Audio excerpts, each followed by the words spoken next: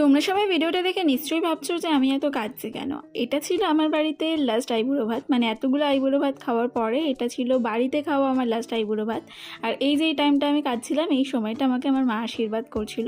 আমি জানি না কেন ওই দিনটা সকাল থেকেই আমার মনটা খুব ভারী হয়েছিল। বিয়ের আগের দিন ছিল, মানে একটা আলাদাই চাপা কষ্ট অনুভব করছিলাম। আর আইবুড়ো ভাতের টাইমটাতেও তো একদম মানে থেমেই থাকতে পারিনি। এখন ভিডিওটা করতে গিয়েও মনে হচ্ছে চোখে জল চলে আসছে, মানে খুব কান্না পেয়ে যাচ্ছিলো। যদিও এই লাস্ট আইবুড়ো ভাতের পক্ষপাতী আমি ছিলাম না, আমি বাড়িতে বারবার করে বলেছিলাম যে এই লাস্ট আইবুড়ো ভাতটা আমাকে দিতে হবে না, কিন্তু তাও বাড়ির লোক কি আর কথা শুনে, ছোটো করে একটা অ্যারেঞ্জমেন্ট হয়েছিল।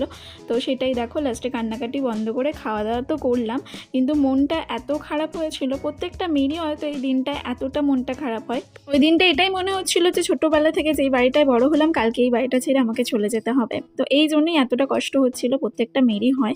তো দেখো, বিকেলে শাখাপলা পড়েছিলাম, এটা একটা আলাদাই ভালো লাগা।